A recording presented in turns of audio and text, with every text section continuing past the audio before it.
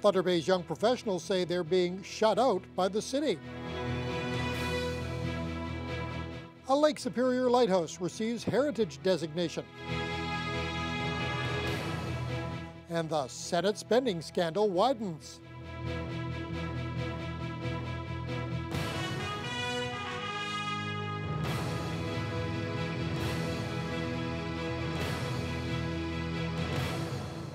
Good evening and thank you for joining us. As city staff work to prepare the next draft of the city's strategic plan, one Thunder Bay group says the city isn't doing enough for young people. The president of the Shift Young Professionals Network says the plan fails to focus on the needs of young professionals and has offered up ways to improve it. Shelley Lee explains. When finished, it will be Thunder Bay's guiding document for the next 3 years. But Shift, the city's Young Professionals Association, says the city's draft strategic plan doesn't do enough for young people. We were a little bit surprised. Quite frankly, the last time that the strategic plan was developed, we had an entire event that the city held where we had about 90 shifters attend, and they did end up taking quite a few of the suggestions that they got from our members, included that and integrated that into the strategic plan. This time around, it seemed to be a little bit different framework. The draft plan was introduced at a city council meeting in May. City staffers at the time said they were seeking community engagement and feedback on the plan. But today, Shift, a network for young professionals aged 18 to 40, says the document doesn't do enough for young people or to encourage civic pride. The group has penned a number of proposed amendments to the plan, which they hope the city will take under consideration. We decided that we had to come up with an opinion piece on it and provide that to the city for their review, and hopefully for them to actually implement that and include it in the strategic plan. Some councillors say the group raises some good points. Shelby Ching, councillor for Northwood Ward and a former Shift board member, is among them. Does the plan need work?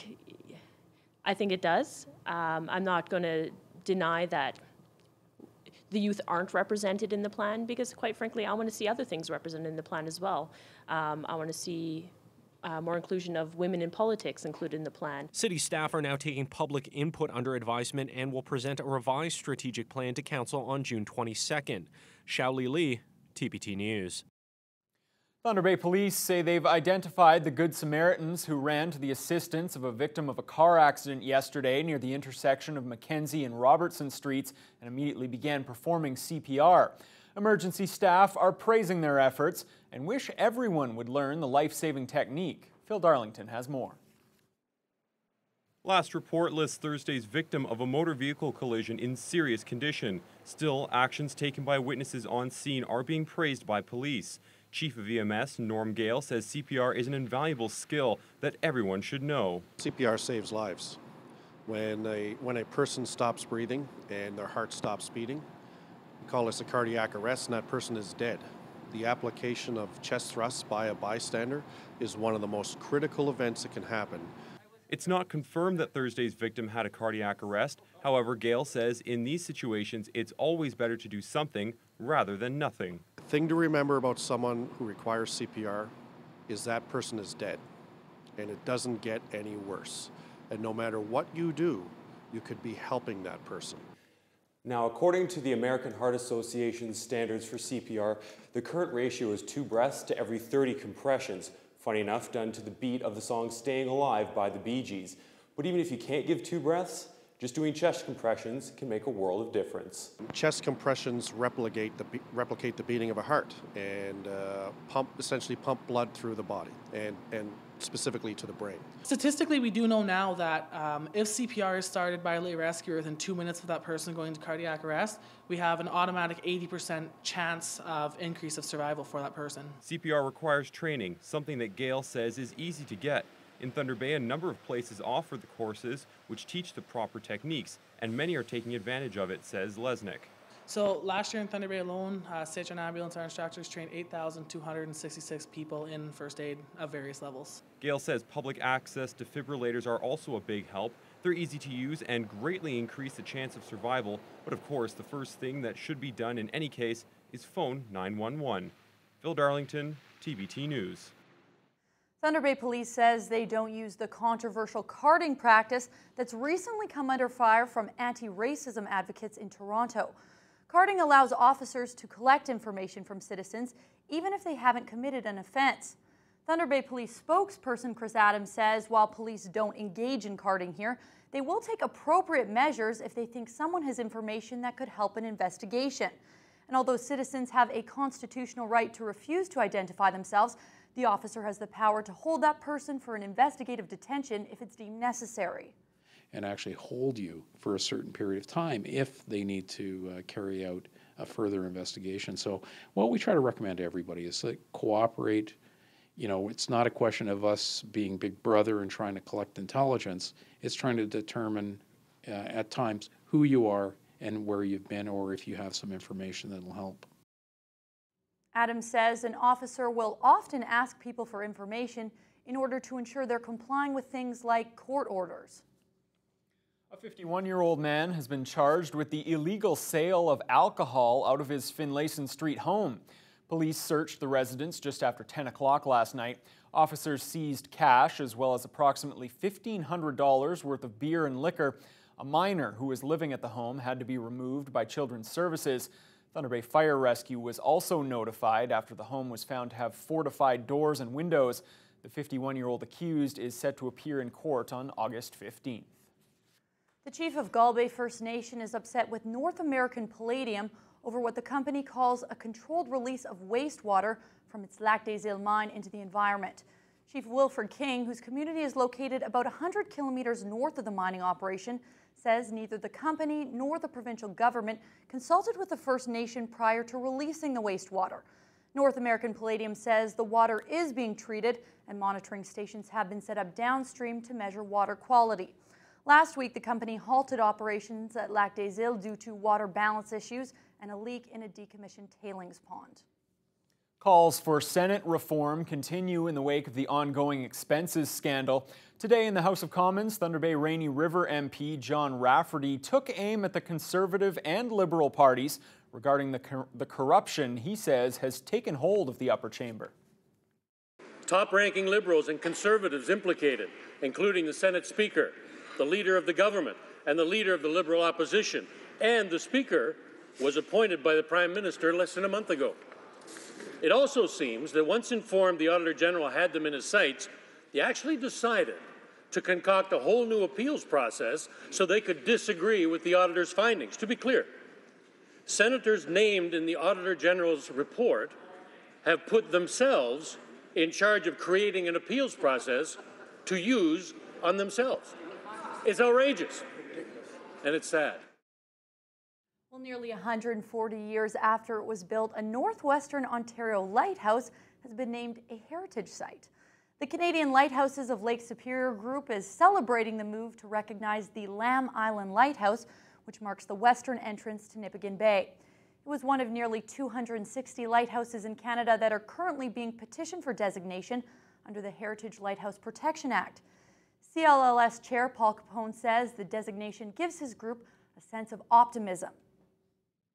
Well, I think it'll see a start of what these heritage activities will look like, knowing that they are important parts of our history to be protected and to be promoted, and that they can be seen and accessible to the public. And hopefully resources will come with it to make them even better, to improve their existing state.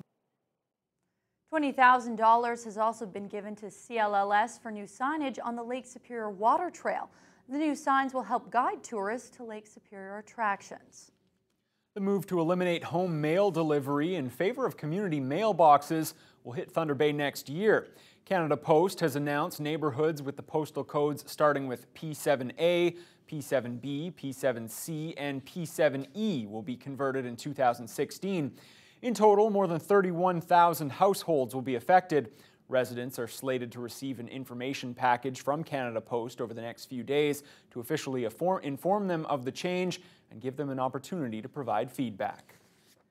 Well, it was all smiles and selfies at the community auditorium today during the annual convocation ceremony for Confederation College. The largest group of graduates to date, nearly 1,500 students, were honored. Mike Albanese was there to capture all the excitement.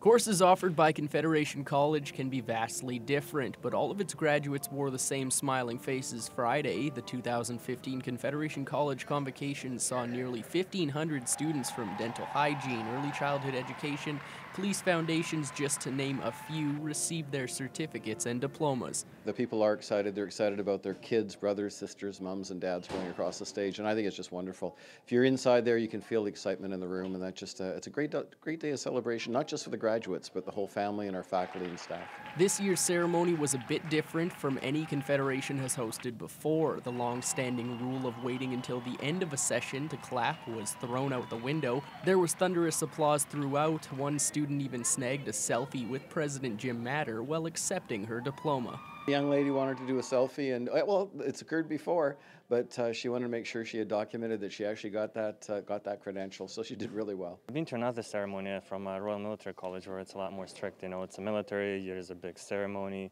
but from a college, I expect it's about relaxed and people enjoying having a good time. 171 international graduates were recognized. Matter says he met parents who traveled from as far away as Nigeria and India to see their children close the book on this chapter of life.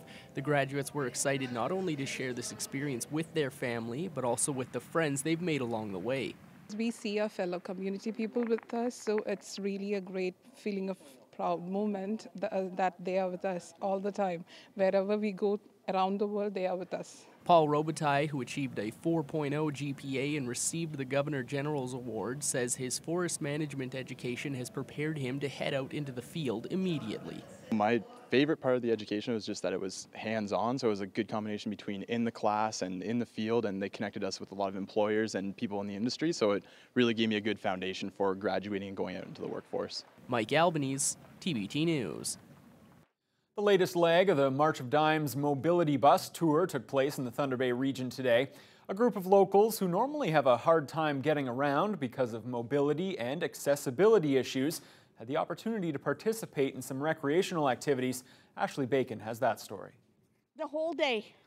I'm going to have a great time today. The day began at the March of Dimes office on Camelot Street, where participants eagerly awaited the trip.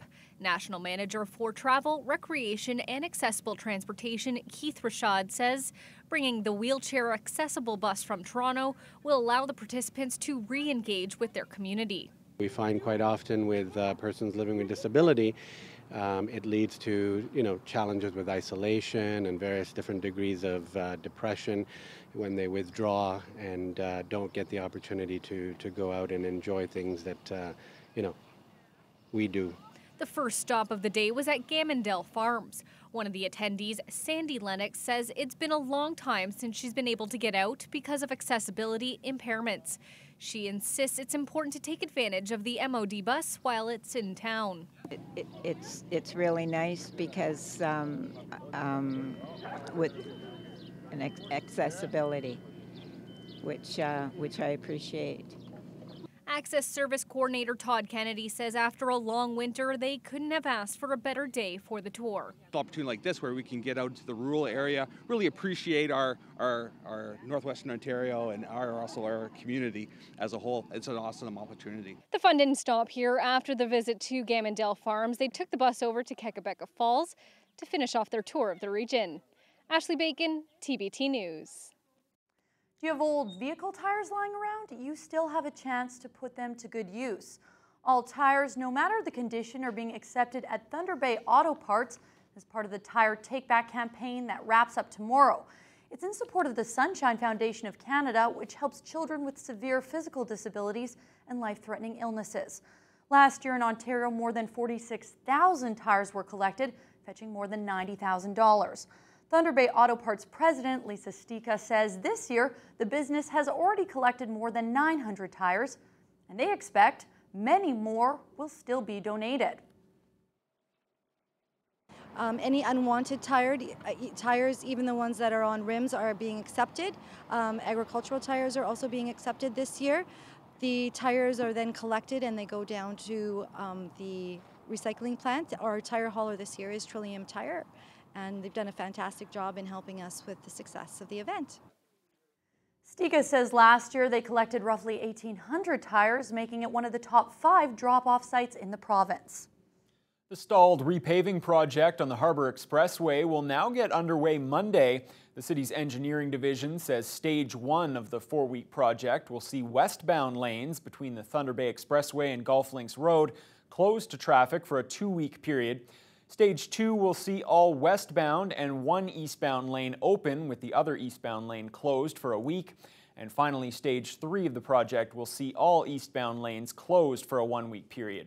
Reduced speed limits will be in effect along that stretch of the Harbour Expressway throughout the duration of construction. Well, some of Thunder Bay's youngest racers are getting one last training session in before a big race tomorrow. The flag drops on the 12th annual George Jeffrey Foundation Soapbox race Saturday morning. Today, racers as young as the age of 4 had the chance to test out the track. Volunteers from the Superior North Association of Professional Paramedics helped set up the course. They'll also act as a de facto pit crew for tomorrow's event. Regan Dulcetti is just 7 years old, and like all great drivers, she's happy to examine the track before the big race. I like because you get to go fast, and it's really fun going down hills. We will do inspections, make sure they're all safe. We'll do some test runs and get them all ready, and we're going to hit the ground running tomorrow morning at 8 a.m. and have a full day of racing. The Soapbox race kicks off Saturday.